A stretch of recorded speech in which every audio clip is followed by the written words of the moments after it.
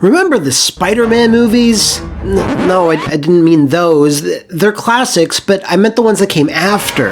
No, that's too recent. The series in between. You know, the villains were the Lizard and Electro. The ones with Emma Stone. Ah, there you go. Yes, the most memorable part. No one was to know at the time of its release between the years of 2012 and 2014, but the Amazing Spider-Man series would go on to being one of the most forgettable bits of the wall crawler's career. Hell, I think by now, Spider-Man is probably more beloved.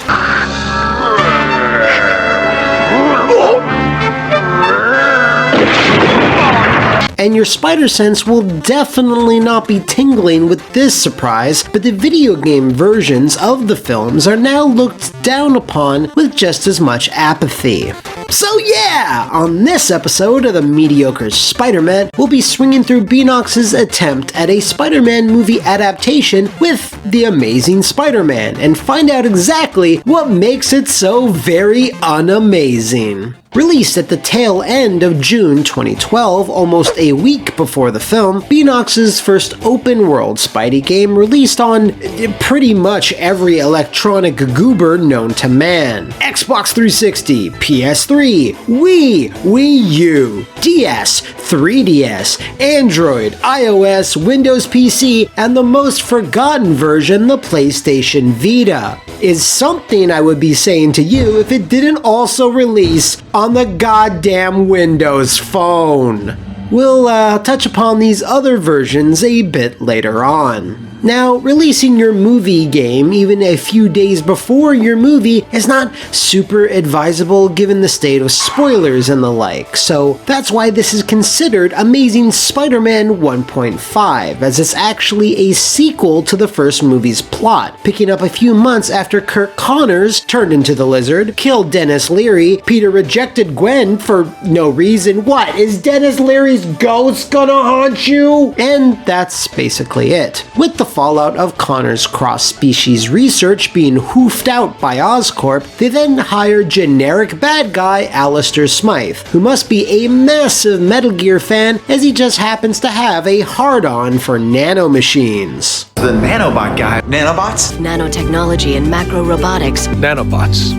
Nanomachines, son! The Oscorp board of directors did this in hopes that Smythe's innovations would be positive news for the company after the PR disaster of one of their former chief scientists trying to turn NYC into an oversized reptile terrarium. Aleister Smythe has his origins in the comics and made several appearances in the 90s cartoon, but he's played here without much aplomb by Nolan North, who, doesn't do a bad job, mind you. He's just saddled with an uninteresting role. Unlike robots, biological creatures are unpredictable. I much prefer things I can control. Speaking of voices, Peter Parker, Spider-Man, since Peter doesn't ever technically appear in this, is played by Sam Riegel, who, while doesn't stand out when compared to a lot of other VAs who have donned the red and blue, has a youthful energy to his voice that doesn't get annoying, unlike...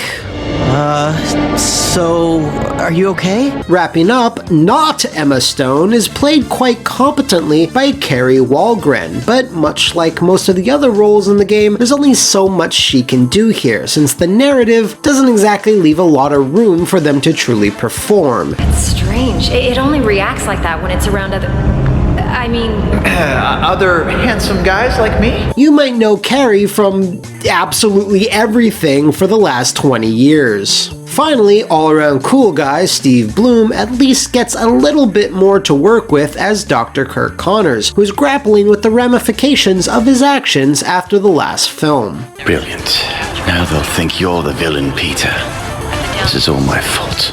So there's already two major issues here. Unlike the Sam Raimi trilogy, the rights to use the voices and appearance of the movie cast for the video game were, not granted. I guess Activision wanted to keep this nice and cheap.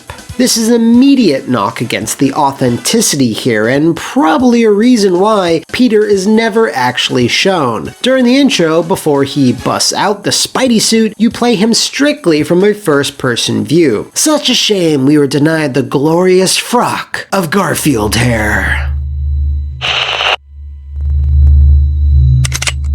Now, the second issue here is that narrative, which kicks off simply due to Peter's presence at Oscorp, making it pretty much all his fault. Just being near his radioactive spider blood riles up the cross-species blood of the few remaining experiments left over from Connor's work. This causes the entire stable of animal-themed villains to go apeshit, which includes Rhino, Scorpion, Vermin, and probably the most obscure Spidey villain I can think of, Iguana. When was the last time you've ever seen Iguana? Although it really sucks they couldn't include Dr. Octopus somehow. A number of these villains escape into the city, which causes a massive pandemic, with the numbers of infected going up every single story chapter.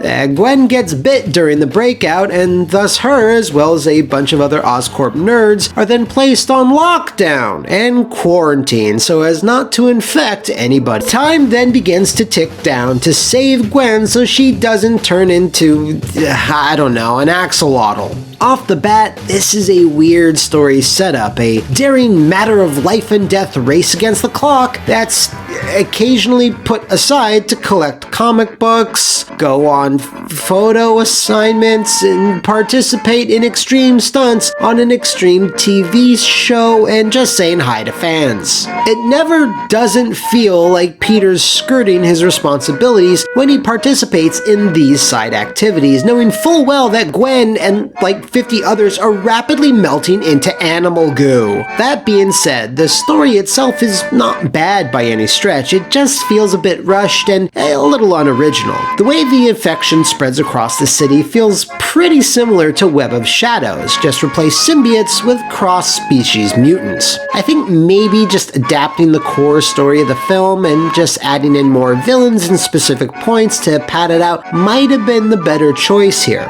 Black Cat does make a short appearance, and Morbius makes an even shorter one, so there's that. Oh my god! Wait, there's a Morbius movie, I think. Is that a thing?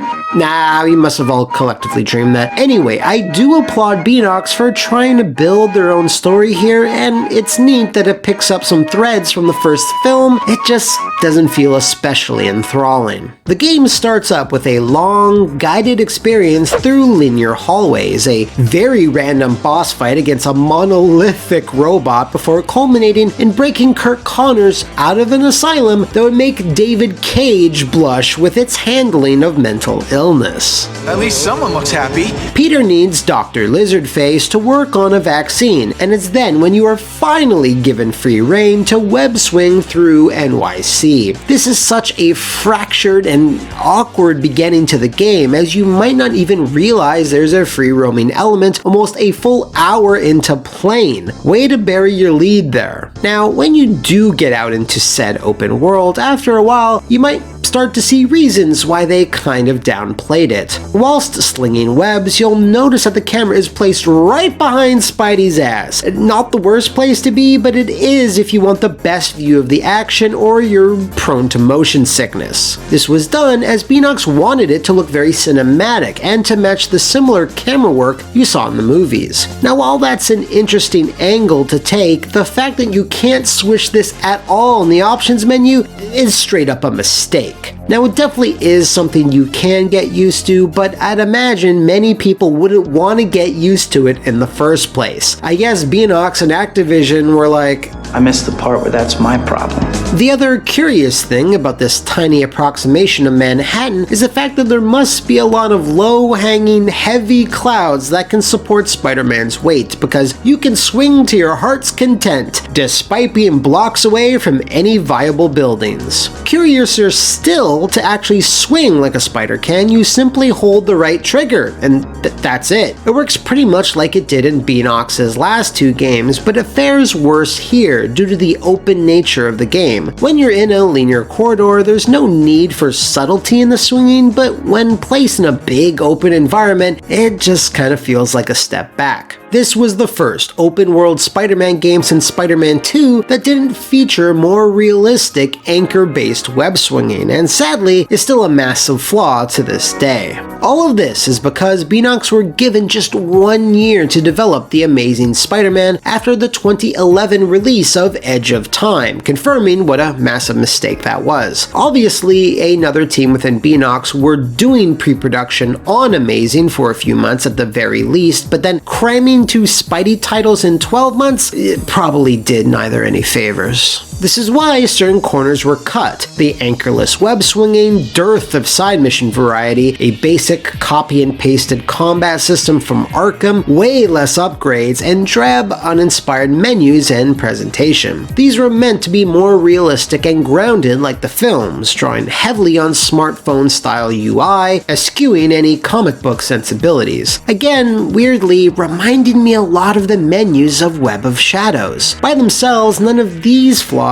are deal breakers, but when grouped together, it winds up making the Amazing Spider-Man feel far from amazing or spectacular, but rather quite mediocre.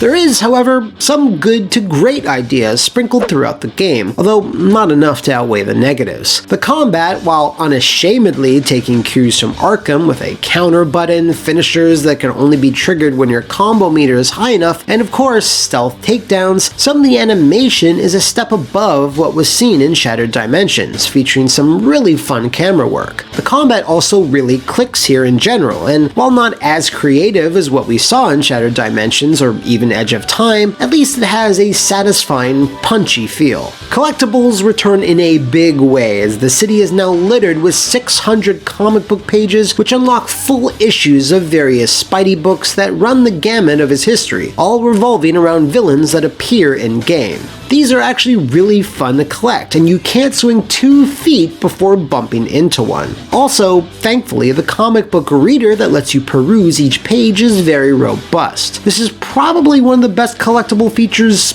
I've ever seen in a Spider-Man game, so good stuff here. Rounding out the package, there's a few other collectibles like audio logs, Oscorp manuals, and tech pieces, which I don't even understand what those are, and I should because I'm something of a scientist myself. Play until you meet Whitney Chang, and photography missions unlock, both in the open world and in more intimate interior levels. This is the first time such a feature has been really expanded upon, outside some limited scripted events in previous games. You'll usually be given clues as what you'll need to snap pics of, and some of them are not immediately obvious. Most of them are all fun because they allude to other baddies from Spidey's history, and if you want, you can just take random pics of whatever.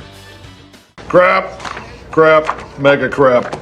Another, not-so-obvious inclusion is the presence of the Spider Slayers, which, up to this point, only made a few scant video game appearances. These are programmed to hunt down any cross-species lifeforms, Spidey very much included, and this results in some fun, hectic boss fights that can be both ground and air-based. A great example of this is the insane fight against 3 aerial-based bots throughout the streets of New York City. There's lots of these throughout the game, and while at the end of the day, they are all charmless robots, that doesn't make fighting them any less of a thrill. Finally, there's the Web Rush system, the game's big feature. This basically lets you slow down time and pick from an endless amount of predetermined points to automatically jump to. It lets you cross vast distances very quickly in a stylish way, letting you get through the game's few environmental puzzles in a flash. When you're out on the street, you can chain together a lot of acrobatic maneuvers to mimic a lot of iconic shots we've seen throughout Spidey's cinematic adventures. Mixing together manual web swinging with smart and occasional usage of Web Rush can result in some very slick runs, and it could even be used in combat. I liked Web Rush as a concept, but it does feel like something that could have been developed far more, and indeed, a form of this system was adopted in Insomniac's Spider-Man, but of course, it was done with a little bit more finesse.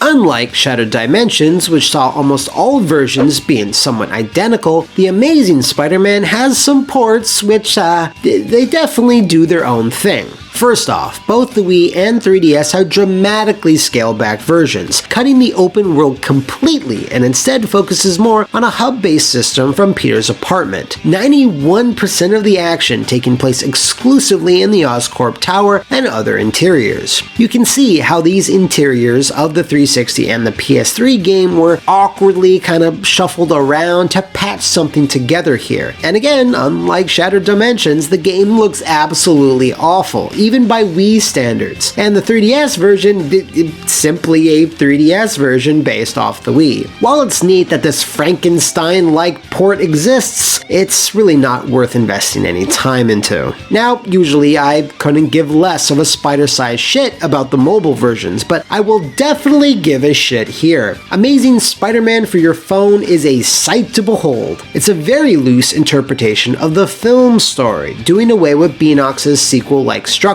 and features a bright comic book look. There's different events, set pieces, cutscenes, combat systems, and it's still fully open world. It doesn't even use the same voice cast, instead opting for amateurs with wild swings and emotions and cadence. Please don't hurt me. Relax, ma'am. I'm a good guy. No more games! Tell me what you're planning to do with the gas the scientists made you! You cannot stop the free radicals. Anarchy lives inside everyone, and we are gonna set it free. Enough about your crazy dogma! Tell me what I want to know, or you're gonna be street pizza!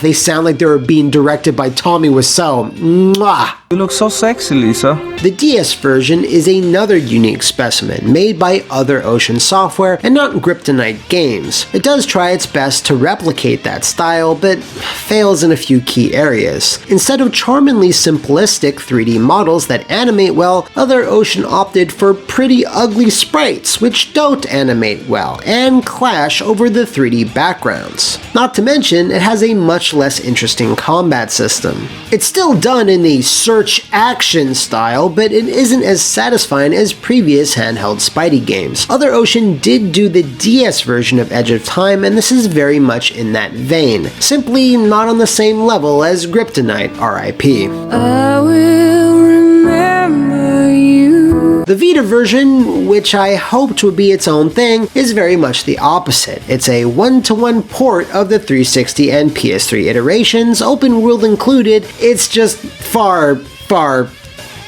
uglier.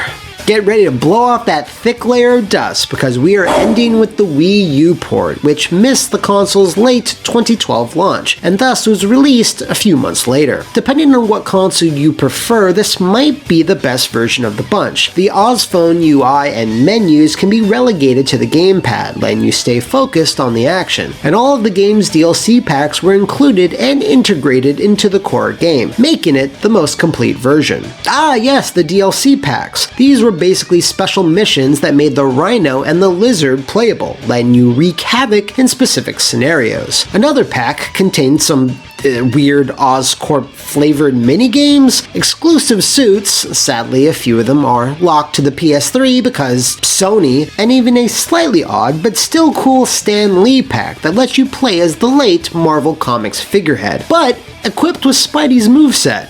Being a hero is second nature to me.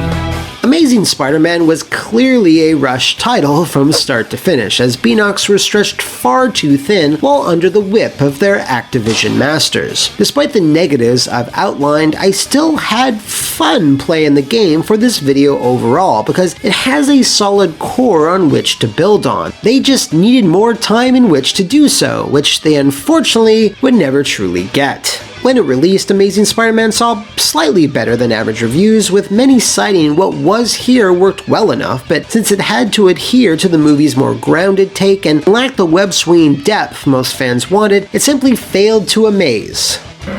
Amaze count, and that is 3. I am good in every other respect. So for me, I benignly award the Amazing Spider-Man a half-hearted Honestly, there's been far worse games that have had the spider logo pasted on it. Far worse games. But that's another story we may or may not tackle on the next Mediocre Spider-Mat. So until next time, stay safe, fellow wall crawlers!